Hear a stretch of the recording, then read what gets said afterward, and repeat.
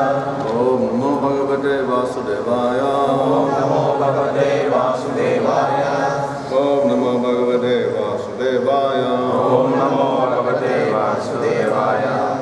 Namo Vishnupadaya Krishna Sakurvade Srimad Bhagavatam Swami Nityanamane. Namaste Saraswati Deve Gauravani Prasarane Nirvise Vishnuvari Pastate Sukarade. Shri Krishna Chaitanya Prabhu Nityananda Advaita Gadadhara Sri Gaurava Sarinda. Hare Krishna Krishna Krishna Hare Hare Hare Rama Rama Rama Hare Hare. Bring Srimad Bhagavatam chapter 20 verse 13.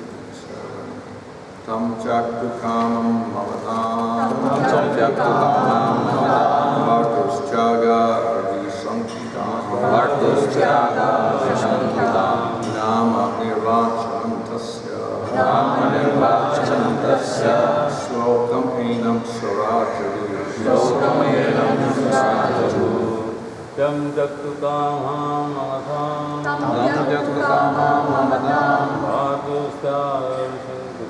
Vartuschaga Visankitam Nama Nirvachanam Tasya Nama Nirvachanam Tasya Slokam Enam Surajadu Tam Chaktukam Mamatam Tam Chaktukam Mamatam Vartuschaga Visankitam Vartuschaga Visankitam Nama Nirvachanam Tasya Nama Nirvachanam Tasya Slokam Enam Surajadu Slokam Enam Surajadu Tam Chaktukam Mamatam Tam Chaktukam Mamatam Vartuschaga Visankitam Vartuschaga Visankitam Nama Nirvachanam Tasya Nama Nirvachanam Tasya Slokam Enam Surajadu The newly born baby, Chaktukam, who was trying to avoid Mamatam, unto Mamatam, Vartuschaga Visankitam, very much afraid of being forsaken by her husband. Nama Nirvachanam, a name-giving ceremony. Tasya, to the child, Slokam, verse, Enam, this Surah, the demigods, Jagu, enunciation. Translation: Mamata very much feared being forsaken by her husband for giving birth to an illegitimate son, and therefore she considered giving up the child. But then the demigods solved the problem by enunciating a name for the child.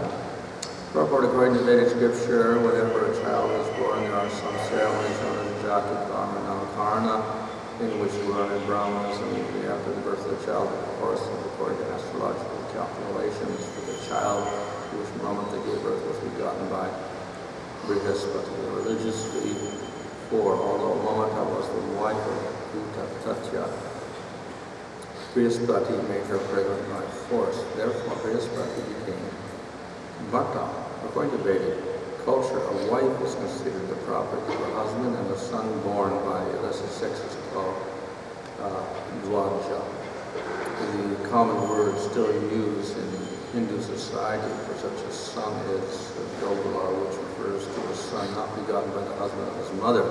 In such a situation, it's difficult to give the child a name according to proper regulator principles. Mamata therefore was perplexed, but the demigods gave the child the appropriate name Bhagavatam, which indicated the child born illegitimately should be maintained by both Mamata and Brihaspati.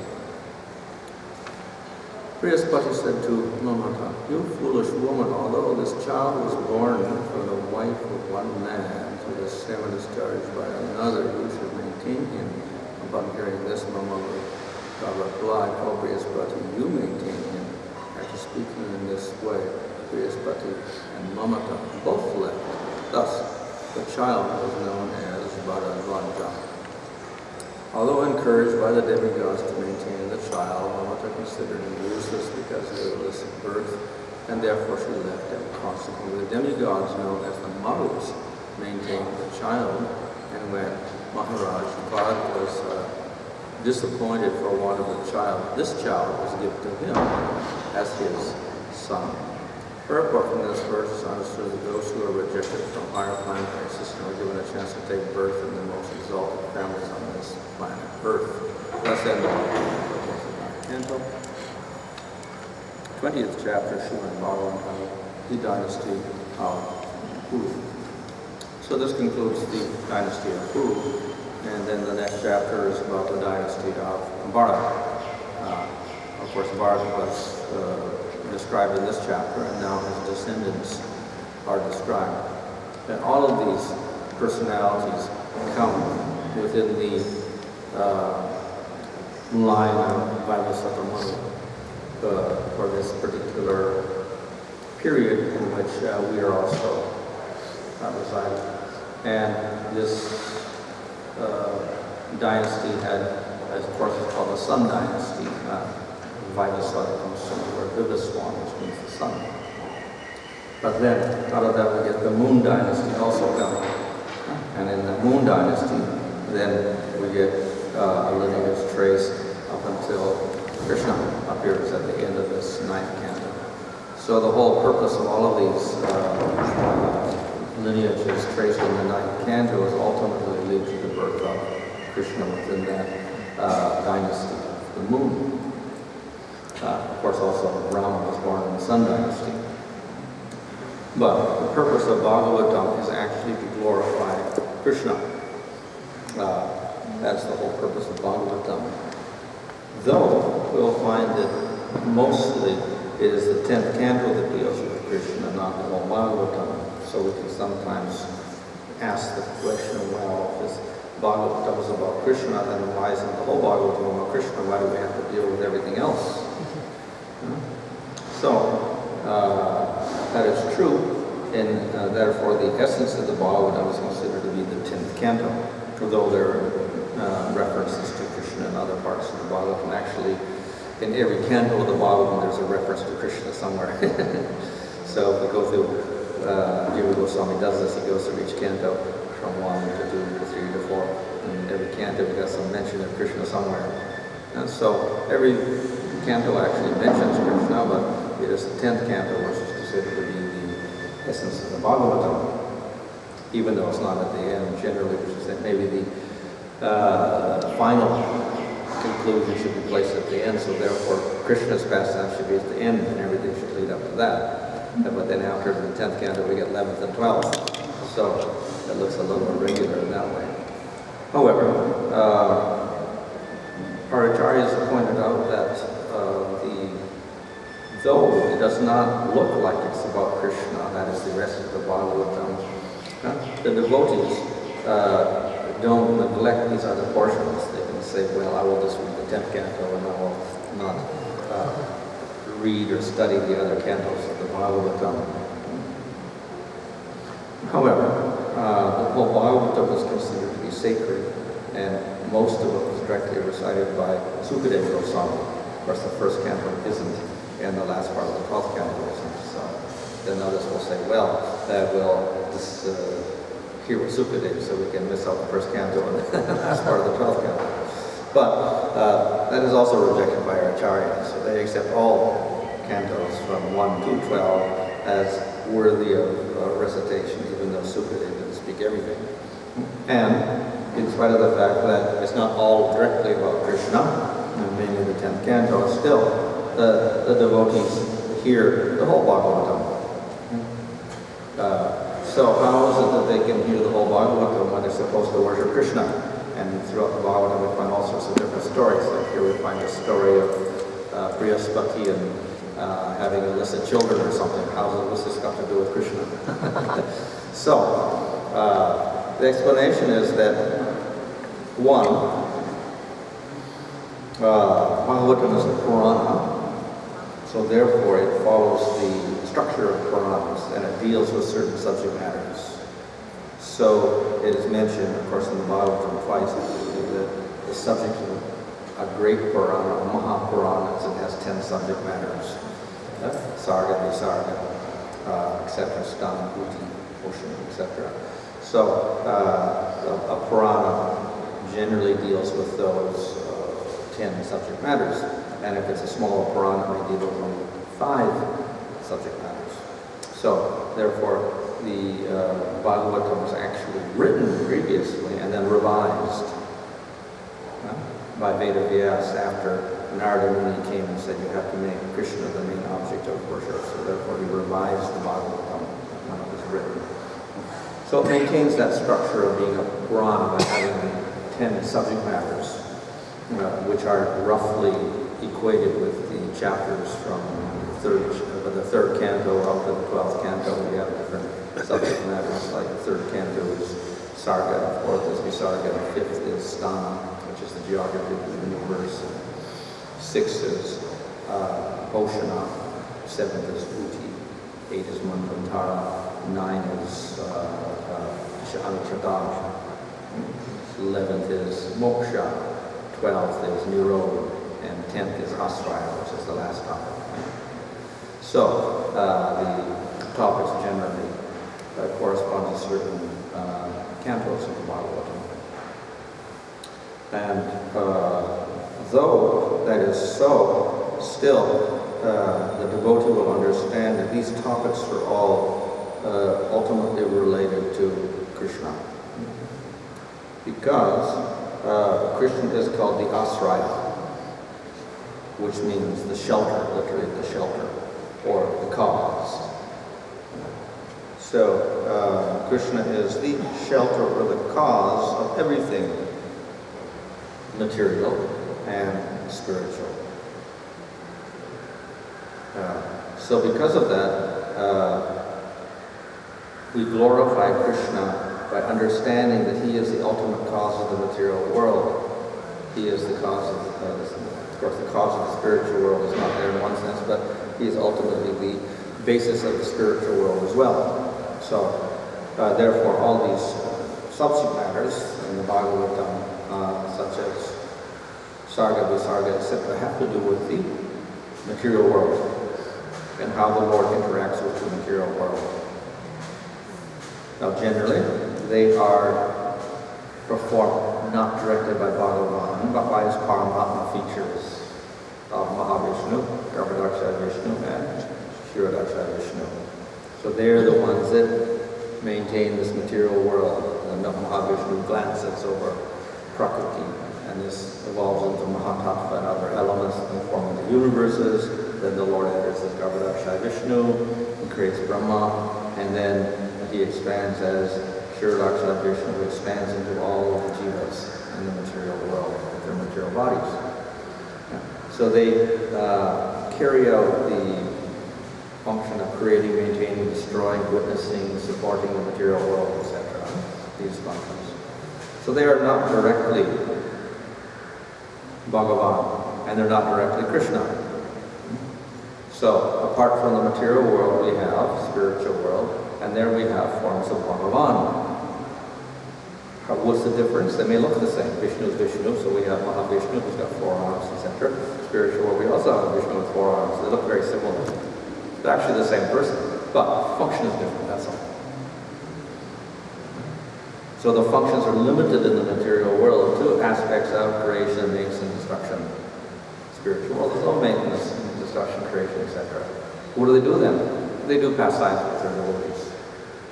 So that is the function of Bhagavan, if we can call it a function, which is ultimately simply a display of his ananda or bliss, to have activities of bliss, and that's expressed as pastimes with his devotees. So there are pastimes in Vaikuntha, there are pastimes with the different avatars in the spiritual world with their devotees, and there's pastimes with Krishna with his devotees. So these are all forms of Bhagavan. So the material world over here, where we have a description of Sarga, Visarga, etc., is a matter of the Paramatma feature of the Purusha avatars. And then once that's established, then through them we get the manifestation of avatars. So we get Varaha, Matsya, Kurma, Vamana, etc. appearing. And these are actually described in the cantos from the 3rd canto through the 9th canto, we get a description of the different avatars up until the appearance of Krishna. So in this way we have the avatars appearing in the material world, who display the qualities of Bhagavan. They carry out activities in relation to their devotees. So they also have forms in the spiritual world. And so they're not just appearances in the material world, they have eternal forms as well. So these are described throughout the different cantos of Bhagavatam. So this covers topics like Poshana, how does the Lord protect his devotees? So he comes in the material world as avatar. Of course, he's there as the holy name, as in the case of Lachemil getting protected by chanting the name of Maharaj, etc. He is doing this throughout the day of Brahma, throughout his life.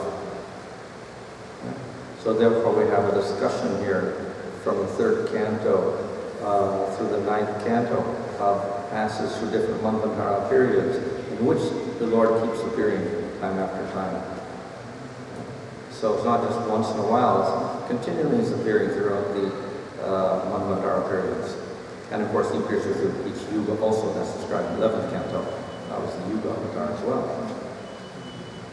So in this way, the Lord carries out his activities with his devotees, as well as carrying out these functions of maintaining, creating, destroying the material world in his features as Paramama.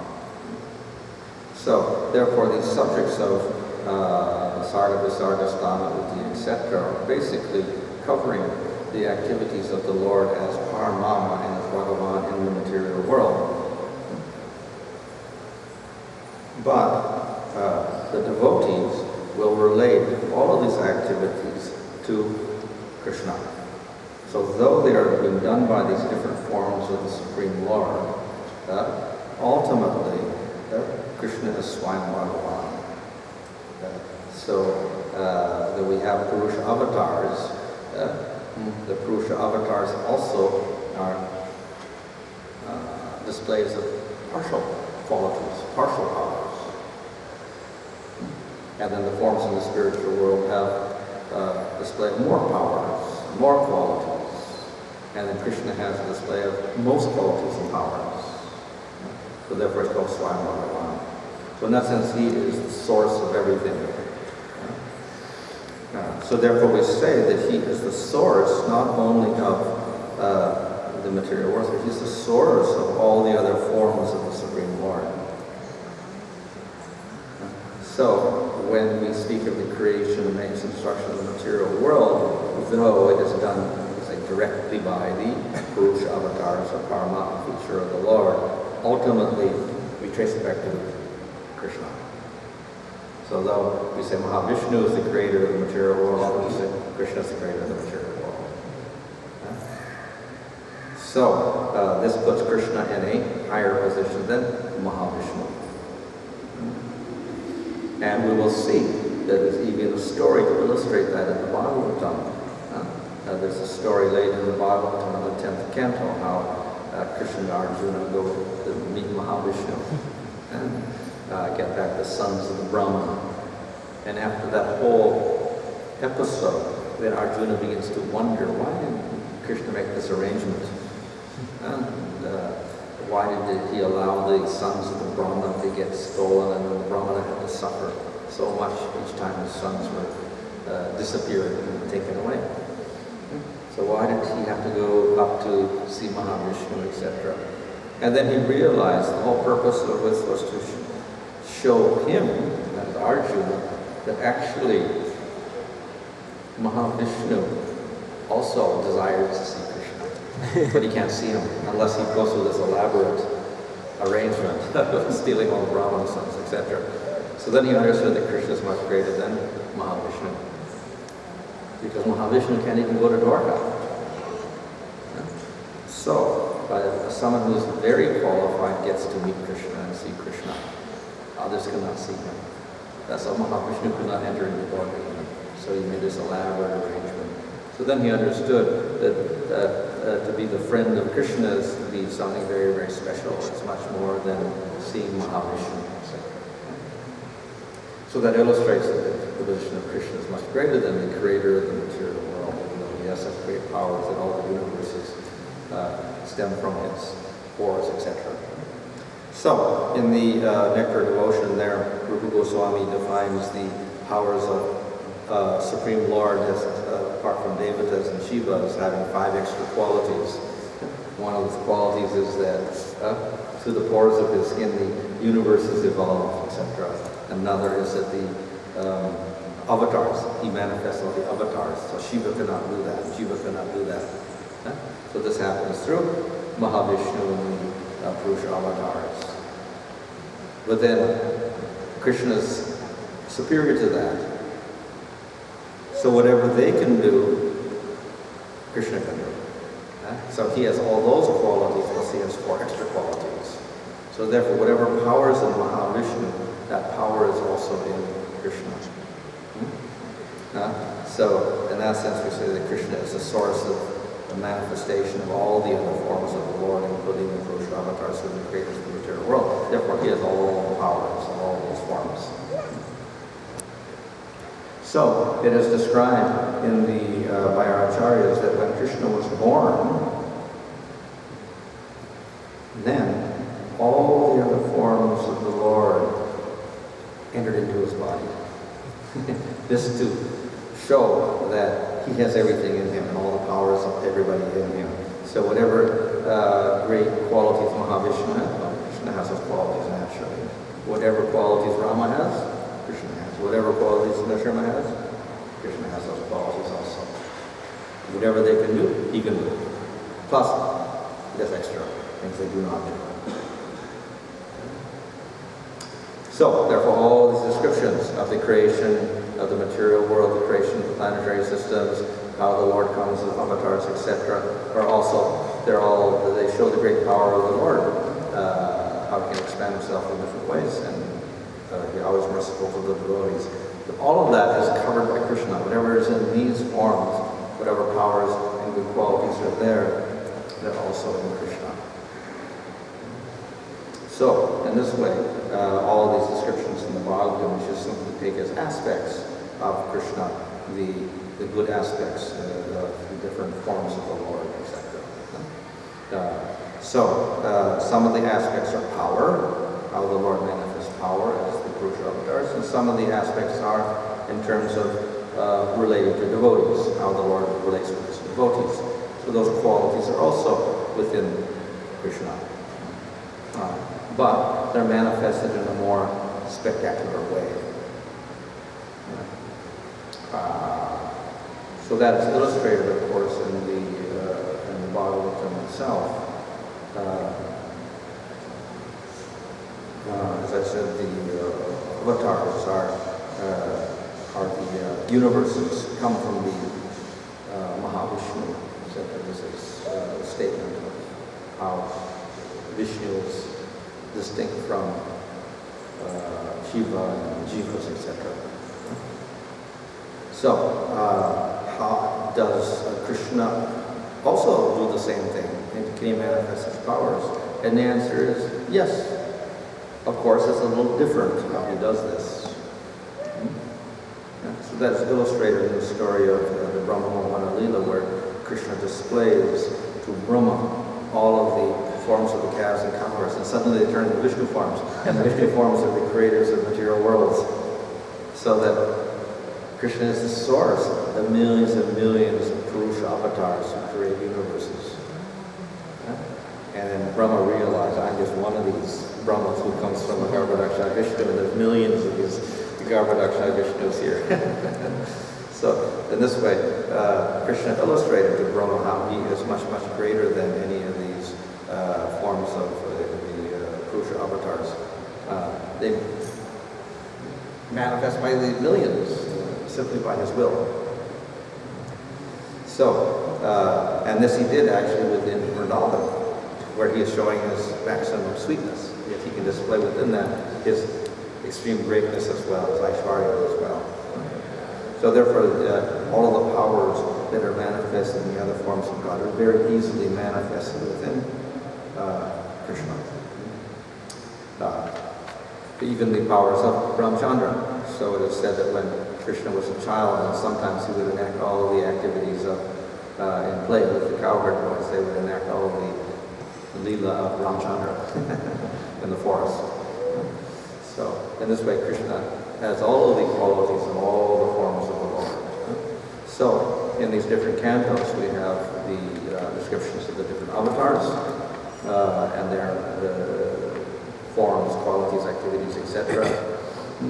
And their particular functions, what they do in the material world in terms of power, such as Varaha lifts the Bhumandala out of the ocean, Garbhodak ocean, great power, or Vamana expands himself over the universe, etc. The deep body, and protect Indra. So all of these are very astonishing stories or depictions of the power of the Supreme Lord and how he protects the devotees. But it's all within Krishna. And beyond that, Krishna shows more extraordinary sweetness. So that sweet aspect of Krishna is revealed in the 10th canto, where he relates with his devotees and the details are given there. So, anyway, just to show that all of the powers of all the forms of the Lord are in Krishna, then we should understand all of these events of the other cantos as simply aspects of that power aspect of it. Everything that's in these forms of the Lord are also within Krishna. But he has extra qualities and powers beyond this. So in this way we can relate these different stories to Krishna. So Krishna is so merciful that he appears in the material world in a lineage of devotees, that is the Yadu dynasty. And the Yadu dynasty here is traced back through this lineage here, you see, in the 9th canto, coming from Bhagavatam Bhanu. So, though they have material bodies, these people, members of the family, the Yadus and Krishna do not have material bodies. So it sounds a little remarkable. How is it possible that suddenly we get spiritual manifestation within the material family in the dynasty line? So that is the nature of the appearance of the Lord in the material world. When the Lord appears in the material world, it's not like the spiritual world. Everything is spiritual. We get contact and mixture with the material world. So therefore he appears within a particular dynasty, which is in fact material. It's made out of persons who have material bodies. But he appears within that dynasty. And in his pastimes also, we have not everybody is spiritual. The demons he fights are material. They have material bodies, so he fights them. So there's a mixture of the material elements with the spiritual in the activities of the Lord in the material world. Whereas in the spiritual world, there is no mixture of material things at all. However, though there is a mixture, in no way is the Lord contaminated by the material connections at all. So though he appears within a dynasty in the material world, he is not affected by the material aspects. Though he kills demons, he is not affected in any way by the demons, even if he touches them, and rather he purifies them. So in all cases, the Lord, even though he is a mixture with material elements in the material world, he maintains his pure status as the Supreme Lord, and consequently purifies everybody else. So this is how we should understand these different stories here, leading up to the 10th canto. They're simply there to glorify the appearance of Krishna.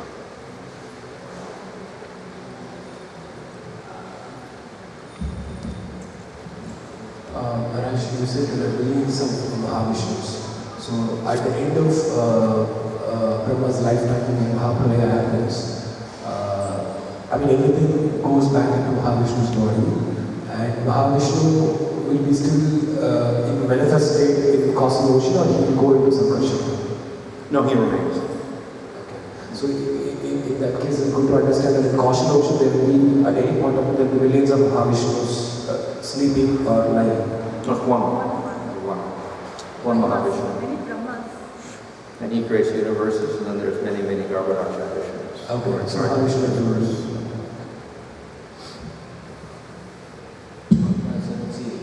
We say that there is a yuga, that God comes in a Krishna in 3 yuga. He doesn't come in all the yugas. Yeah, and Kali Yuga doesn't come. He doesn't come. But then why do you say the yuga avatar? Why do you say? So therefore, it's explained that in Kali Yuga, it's usually a Shaktivesh avatar that comes. So the Yuga avatar, the Kali Yuga avatar is generally a Shaktivesh avatar, the one who does kirtan. It's not full Lord. So the other ones are full. The Rakta, Sukla, and Shama, and Krishna. The Krishna one is the Kali Yuga one, and he is Shaktivesh avatar usually. And on the basis of that, it's also concluded that generally, or the other avatars who are not Yuga avatar, that is Buddha or Kalki, they are also Shaktivesh avatar. So this means that this technically they're not the Lord because they are jivas with special powers, so therefore that fulfills the definition of the Lord being Tri Yuga. At the same time, the Lord appears in Kali Yuga. However, in the case of Chaitanya Mahaprabhu, he is not a Shaktivesh avatar, he is not even just a regular avatar, he is actually Swayambhava Krishna, another form of Krishna. So he's very, very special. And when Krishna comes also, he is not just an ordinary avatar.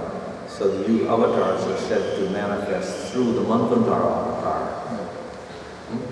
So for instance, the Manvantara avatar for Vaivasata Manvantara is Vamanadeva.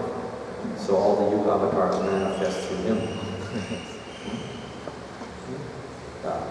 But in our particular 28th cycle in Vaivasata Manvantara, Krishna comes, so he does not manifest at all through the Manvantara avatar. Rather, he is manifesting from the spiritual world. So he is directly the Lord. So he's not an expansion of an expansion of an expansion. He can actually find Bhagavan. And Lord Chaitanya, consequently, is not also Shaktivesh avatar. He is also same as Krishna. So they're the exceptions. But he also fulfills the idea that the Lord is Tri Yuga by being covered. He does not manifest his powers, rather he acts as a devotee, and he preaches like a devotee. In the story of this Brahmana was stealing Mahavishnu on the Brahmana's body. See, Brahma and Shiva, okay, they are qualified to see Krishna's Bhagavatam and small form, that small side form. But what makes Mahavishnu unqualified to see this form? In other words, actually nobody, whether it's Brahma or Shiva or Vishnu, cannot approach a higher form, that is Krishna, unless Krishna wills it. Now, a higher form like Vishnu can approach a lower form like a Devata if he wants to. But the Devatas cannot approach unless the Lord wills it.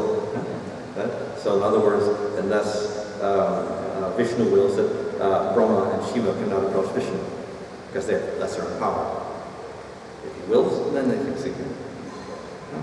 So if Krishna doesn't will it, then Mahavishnu cannot enter the Dwarka. He cannot see him. But sometimes also Brahma also wants to see Krishna. By the will of Krishna only. Yeah. If Krishna doesn't want, he cannot see him. So Krishna didn't want to see this Mahavishnu in Bhagavatam. That's also good. Anyway, he shouldn't come there anyway, because he's outside the universe.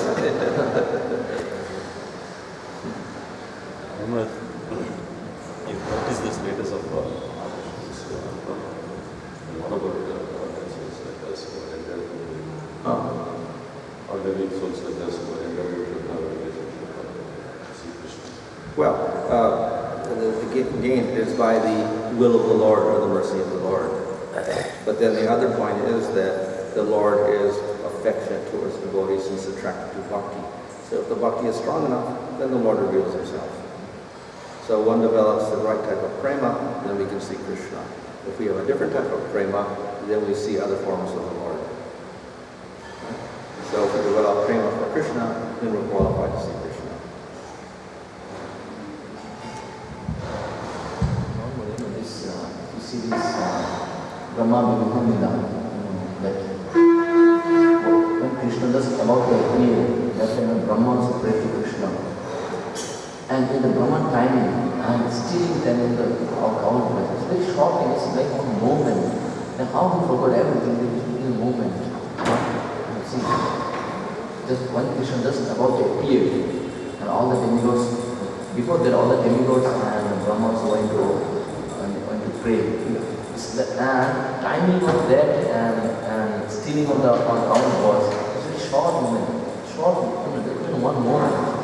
Even short moment, how he forgot that the Supreme Person of Godhead who is playing, Krishna is the Supreme Personality of God who is playing as like a coward boy. He forgot that moment. How can Brahma forget? Yeah. He forgot that Well, moment. because when he saw Krishna, Krishna was playing with the cowherd boys. Yeah. I'm He saying didn't look like Supreme Lord anymore, and he was just playing with the boys, and he was eating food and throwing food around. He had food all over his body, and I thought, well, it doesn't look like Supreme Lord. He looks like an ordinary boy, and he got bewildered because his impression of God is he should be like Vishnu and praised by the Vedas and like this, accepting sacrifices, etc. But he was there just playing with cowherd boys. So he was rather shocked by seeing that form of a little boy. And therefore I said, I will test him. But if you see the Brahma Samhita, Brahma glorified Krishna. These all the qualities. Yeah. So he forgot everything on the qualities. That was also by the will of the Lord. Because in the Bhagavatam, I think it's second canto or third canto there, the Lord makes a promise to Brahma that in this lifetime he will not be bewildered. This lifetime. Yeah. So therefore, if he was bewildered in the Brahma Mohana Lila, it is the will of Krishna. It's not he's in Maya or foolish or whatever like that. So it's the will of the Lord that he was bewildered like this. Maharaj, apart from Vishnu Tattva, from all the Tattvas, they are like devotees of the Lord, and hence there is they can have some sort of relationship into any one of the 5 types of relationships. But in case of different forms in Vishnu Tattva, how do they relate themselves to Krishna? How, for example, Mahavishnu, how he relates himself to Krishna? What is the kind of relationship they share? Well, it is simultaneously they're one, so it's not that they have a relationship like a jiva has a relationship.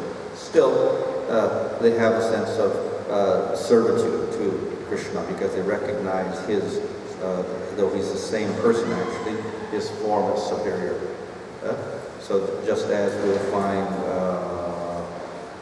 other forms like Balaram, that he also serves Krishna. Like that. So even though he is Supreme Lord. So they have a sense of service to the Lord.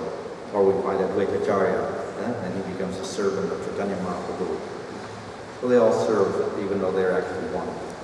But you see the Balaram service. Balaram has 2 identity. One is like a servant, that's and he is actually in the secular also. Secular service and friendship. The 2 doesn't see has. But he's also older. He serves also. And also in the scriptures, it is predicted about the advent of Jesus Christ and Prophet Muhammad. Right? So, I mean, from our side, from Sanatana Dharma Vedic scripture side, is it good to include Bible and Quran as one of the authoritative text? Well, Vishnu Purana describes them. It doesn't say that they're avatars, nor does it say that they're authorized. It just describes them. So So that's not an authority for saying that therefore they're authorized or whatever. But the worship process is something that we should Christ and that is Sutyavashavata. Who said? The worship Huh? worship. No, I think it just mentions that. It doesn't say they're avatars. Why they are quoting like this?